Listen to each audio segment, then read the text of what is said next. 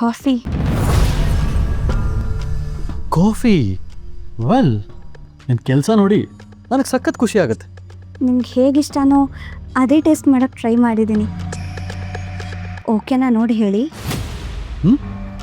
Never mind. ನೀನು ಹೇಗೆ ಮಾಡಿದ್ರು ಅದು ನನಗೆ ತುಂಬ ಇಷ್ಟ.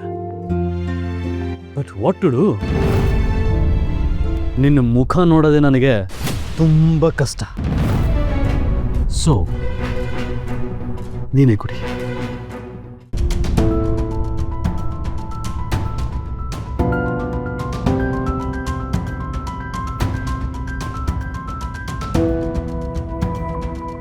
ಸಂಜು,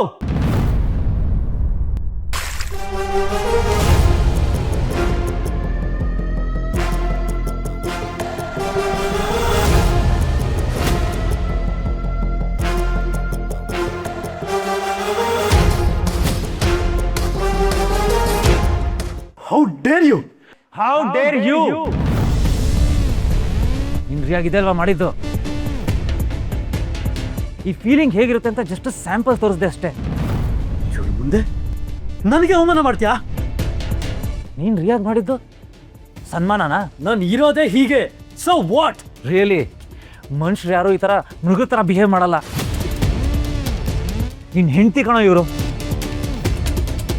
ನಿನ್ನಿಂದ ಎಷ್ಟೇ ಅನ್ಯಾಯ ಆಗಿದ್ರು ನೋವಾಗಿದ್ರು ಸಹಿಸ್ಕೊಂಡು ಈ ಮನೆಗೆ ಸೊಸಾಗಿ ಬಂದಿದ್ದಾರೆ. ಇಂಥವ್ರನ್ನ ಪಡೆಯೋಕ್ಕೆ ಪುಣ್ಯ ಮಾಡಿರಬೇಕು. ಅಂಥದ್ರಲ್ಲಿ ಹೀಗೆ ನಡ್ಕೋತಿ ಅಂದರೆ ಶೇಮ್ ಆನ್ ಯು. ಓಹೋ, ಬಂದ್ಬಿಟ್ರು ದೊಡ್ಡ ಜಡ್ಜು. ನೀನು ಹೇಳೋದಿಲ್ಲ ನಾನು ಕೇಳಬೇಕಾ? ನನ್ನ ಹೆಂಡತಿ ತಾನೆ ಅಂದ ಮೇಲೆ ನಾನು ಇಷ್ಟ ಬಂದಂಗೆ ಇರ್ತೀನಿ, ಇಷ್ಟ ಬಂದಂಗೆ ನಡ್ಸ್ಕೋತೀನಿ. ಅದನ್ನ ಕೇಳೋದಕ್ಕೆ ನೀನು ಯಾರು?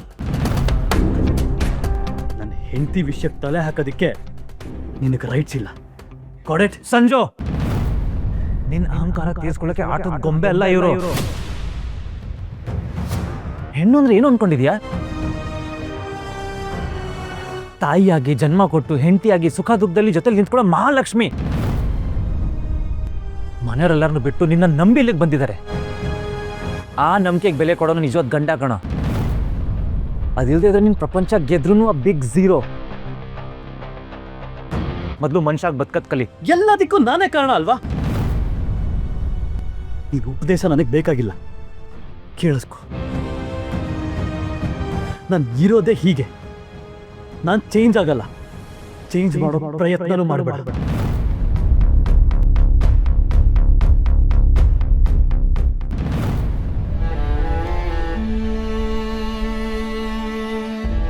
ಇದೆಲ್ಲ ನಂದೇ ತಪ್ಪು ಸರ್.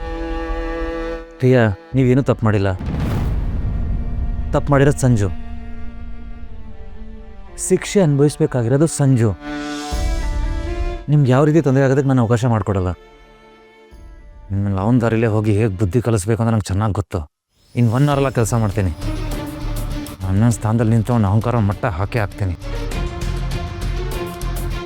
ನೀವು ವಾಶ್ ಮಾಡ್ಕೊಳ್ಳಿ.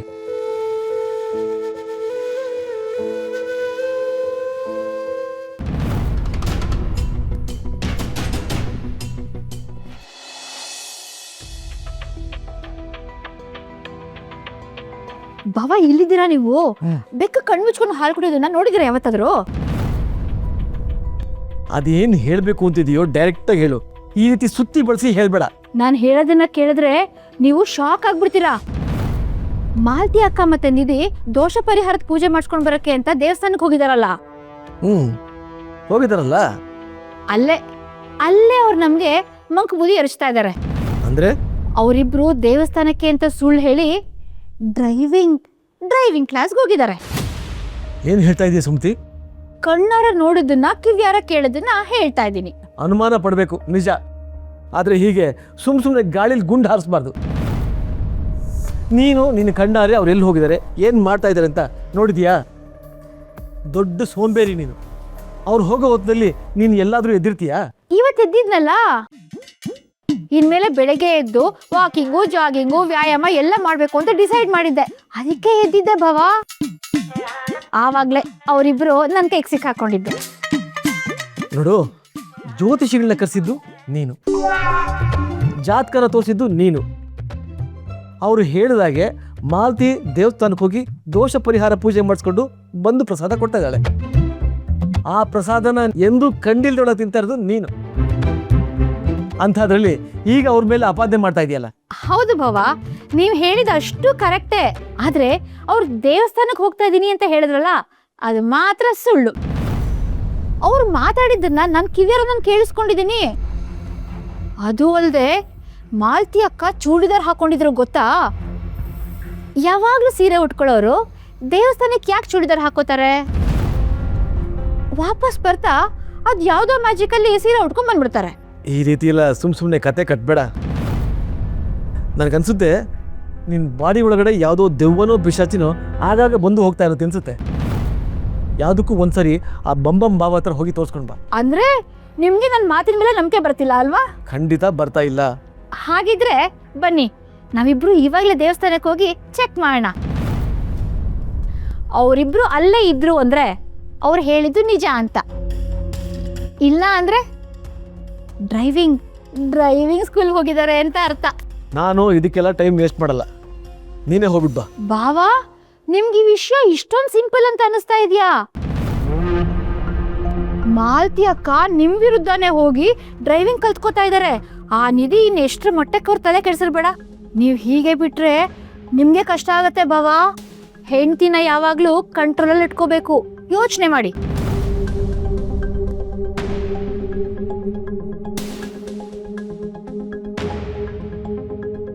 ಎರಡು ನಿಮಿಷ ವೆಯ್ಟ್ ಮಾಡು, ಫ್ರೆಶ್ ಅಪ್ ಆಗಿ ಬರ್ತೀನಿ.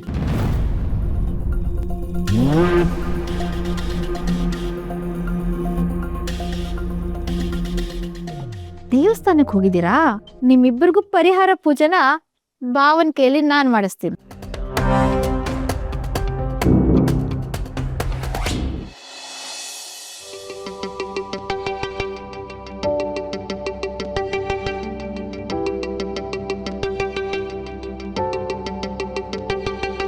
ರೆಗ್ಯುಲರ್ ಆಗಿ ಬರ್ತಿದ್ರಲ್ಲ, ಅವ್ರು ಬಂದಿಲ್ವಾ? ಇಲ್ಲ ಮೇಡಮ್, ಇವತ್ತು ಅವ್ರ ರಜಾ, ಅದಕ್ಕೆ ಬಂದಿಲ್ಲ. ನಿಮ್ಮ ಹೆಸರೇನು? ಸಂಜಯ್ ಅಂತ. ಅಯ್ಯೋ ಕರ್ಮವೇ, ಈ ಸಂಜಯ್ ರಮೇಶ್ ಅನ್ನೋ ಎರಡು ಹೆಸರು ನಾನು ಎಲ್ಲಿ ಹೋದ್ರೂ ಬಿಡಲ್ಲ ಅನ್ಸುತ್ತೆ.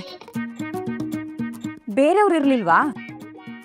ಬೆಳಗ್ಗೆ ಯಾರೂ ಸಿಕ್ಕಿಲ್ಲ ಮೇಡಮ್, ಅದಕ್ಕೆ ನಾನೇ ಬಂದೆ. ಇವತ್ತು ಒಂದಿನ ಅಡ್ಜಸ್ಟ್ ಮಾಡ್ಕೊಳ್ಳಿ, ನಾಳೆಯಿಂದ ಅವರೇ ಬರ್ತಾರೆ.